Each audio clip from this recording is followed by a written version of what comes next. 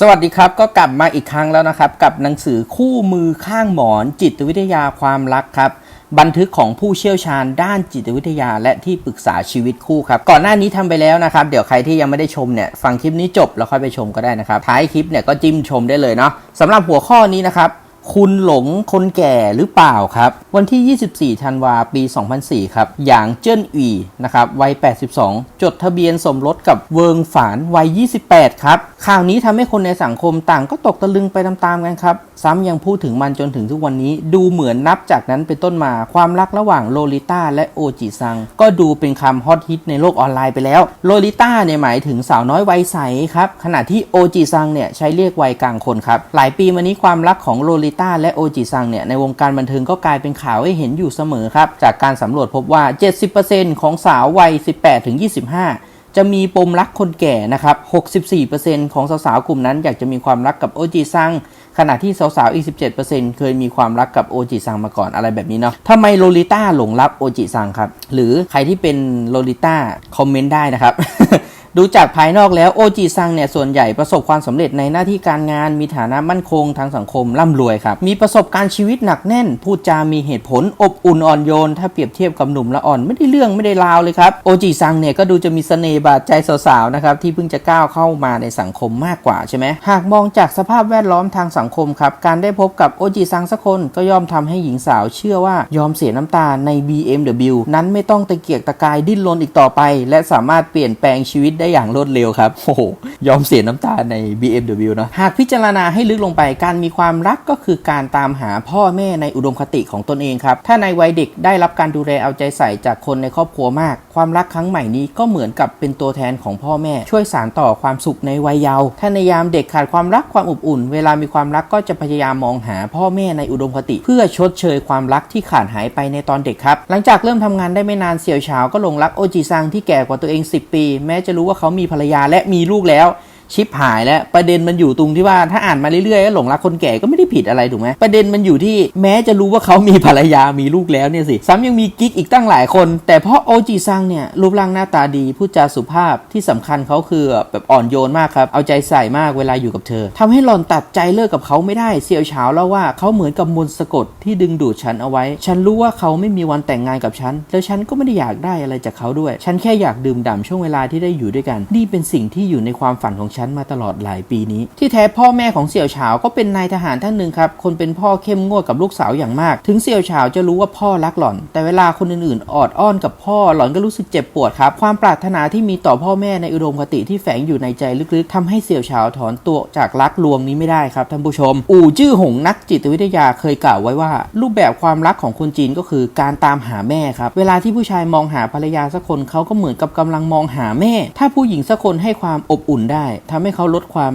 ระวาดระแวงลงรู้สึกว่าตัวเองได้กลับไปเป็นเด็กอีกครั้งแบบนั้นเขาก็จะยอมหมดท่าโลลิต้าที่มองหาโอจิซังก็เพราะคิดว่าโอจิซังนั้นเหมือนกับแม่หรือผู้ชายที่มีความเป็นแม่สูงนั่นเองครับในหนังสือเนี่ยเขียนไว้เลยนะครับท่านผู้ชมเรื่องนี้นี่เป็นความจริงนะคะเพราะในใจของคนบางคนปรารถนาความรักจากแม่อย่างรุนแรงแม้กระทั่งถึงวัยที่ต้องมีความรักก็ยังไม่อาจสนใจคนต่างเพศได้เพื่อนสาวของฉันคนหนึ่งตอนเด็กๆไม่ได้รับการดูแลเอาใจใส่จากคนเป็นแม่สักเท่าไหร่พอเข้าเรียนเธอก็เริ่มเข้าหาและตีสนิทกับคุณครูวัย30กว่าหลังจากนั้นโตขึ้นเนี่ยไม่ว่าจะคบกับใครกี่ครั้งก็ไม่สำเร็จเลยครับเพราะหล่อนมักจะหลงรักเพื่อนร่วมงานหญิงไม่ก็หัวหน้างานหญิงนะครับวัย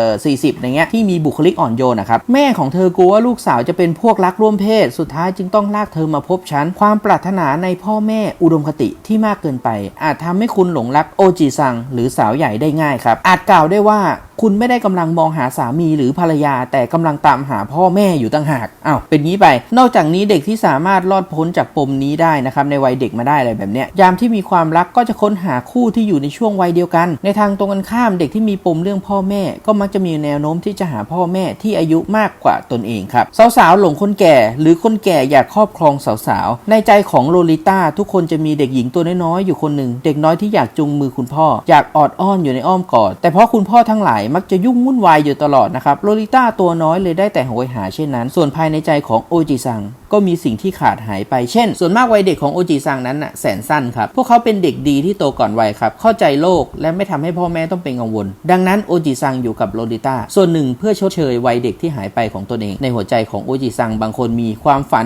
นอยากมีลูกสาวนะครับโดยเฉพาะโอจิซังที่มีลูกชายพวกเขาหวังว่าจะมีลูกหัวอ่อนสักคนมาชื่นชมตนเองอยากให้ตนได้สัมผัสกับความรู้สึกการเป็นที่ต้องการนะครับการปรากฏตัวของโลลิต้าจึงตอบสนองความปรารถนาในหัวใจของเขาได้เป็นอย่างดีครับเสี่ยวหวงวัยใกล้30ยังหาคู่ครองไม่ได้ทำให้ญาติพี่น้องและญาติเพื่อนสนิทต่างก็ร้อนใจนะครับแทนเธอทุกคนพยายามเกลี้ยกล่อมว่ารีบๆก็เถอะไม่งั้นอายุอย่างเธอเนี่ยต้องหาคนที่มากกว่า40ปีแล้วนะแล้วก็ยกตัวอย่างคนที่ได้เจอกับพ่อม่ายวัย38อะไรแบบเนี้ยคนที่เจอหนุ่มใหญ่วัย40บ้างอะไรเงี้ยยกตัวอย่างไปเรื่อยเลยครับเสี่ยวหวงไปที่สำนักงานจัดหาคู่ด้วยครับเจ้าหน้าที่ที่นั่นบอกว่าโอจิซังที่มีคุณสมบัติเพียบพร้อมต่างก็ต้องการสาวๆที่อายุน้อยกว่า25กันทั้งนั้นเสี่ยวหวงถึงกับทำสีหน้าไม่ถูกเธอเล่าว่าใครกันบอกว่าสาวๆหลงคนแก่ฉันว่าคนแก่นี่แหละที่อยากจะครอบครองสาวๆท่านผู้ชมที่ฟังอยู่มีความคิดเห็นยังไงยังไม่ต้องฟังจบก็คอมเมนต์ได้เลยนะครับโอจิซังเองก็ปรารถนาที่จะครอบครองสาวๆเช่นกันส่วนหนึ่งก็เพราะวัฒนธรรมเรื่องบิดาเป็นใหญ่ในครอบครัวที่อย่างลากลึกในความคิดของคนในสังคมครับผู้ชายต้องมีความพร้อมในทุกด้านการได้ครอบครองสาวสวยสักคนก็เปรียบเสมือนสิ่งสะท้อนให้เห็นถึงความสามารถและฐานะทางสังคมอีกด้านหนึ่งก็เกิดจากสัญชาตญาณการสืบพันธุ์ของมนุษย์หญิงวัยเจริญพันธุ์จะอยู่ในช่วง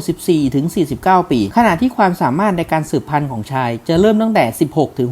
16-64 ครับพฤติกรรมการเลือกคู่ของผู้ชายคือมองหาหญิงสาวที่อายุน้อยกว่าตนการศึกษาไม่สูงและความสามารถน้อยส่วนลักษณะคู่ครองที่ผู้หญิงตามหานั้นจะเป็นในทิศทางตรงกันข้ามครับบวกกับกระแสสังคมที่ได้รับมาจากญี่ปุ่นและเกาหลีในช่วงหลายปีที่ผ่านมาทัศนคติในการเลือกคู่เช่นนี้ก็ยิ่งเห็นได้ชัดมากขึ้นครับโลลิต้าและโอจิซังจะใช้ชีวิตร่วมกันอย่างมีความสุขได้หรือไม่ครับหวังเจิ้นหวี่และฟานเฉียงเซียนประกาศให้โลกรู้ถึงความรักต่างวัยอันแสนงดงามของทั้งคู่ครับถ้าอย่างนั้นโลลิต้าและโอจิซังทุกคู่จะใช้ชีวิตร่วมกันอย่างมีความสุขหรือเปล่าความสุขไม่ใช่ภาพถ่ายคู่รักสุดสวีทหรือทรัพย์สมบัติหรูหราแต่มันคือความรู้สึกของทั้งสองฝ่ายต่างหากจริงๆแล้วการมีความรักก็เหมือนกับการได้เกิดใหม่ครับมันทำให้เราได้ย้อนกลับไปช่วงเวลาที่งดงามแสนอบอุ่นในวัยเด็กใช่ไหมกลับไปแก้ไขความผิดพลาดในอดีตไม่ว่าจะเป็นโลลิต้าหรือโอจิซังยามที่มีความรักพวกเขากลับไปเป็นเด็กอีกครั้งโลลิต้าย้อนกลับไปเป็นตัวเองแม้อายุจริงเขาจะเข้าวัยผู้ใหญ่ไปแล้วใช่ไหมแต่เด็กหญิงตัวน้อยๆที่อยู่ในใจของเธอมาตลอดนั้นโดยเฉพาะเด็กหญิงที่ขาดความรักก็หวังจะได้ความรักจากโอจิซังช่วยเยียวยาบาดแผลในวัยเด็กของตนได้ส่วนโอจิซังก็เอาช่วงเวลาในวัยเด็กของตนสะท้อนไปที่โลลิต้าความบริสุทธิ์ไร้เดียงสาความดื้อรั้นเอาแต่ใจของโลลิต้าเป็นสิ่งที่โอจิซังอยากจะเป็นแต่ไม่เคยได้เป็นดังนั้นการที่โอจิซังจะอ่อนข้อเอาใจโลลิต้าก็เพราะว่าเขากำลังดูแลทนุถนอมวัยเด็กของตนอยู่นั่นเองครับความรักแบบนี้ดำเนินต่อไปได้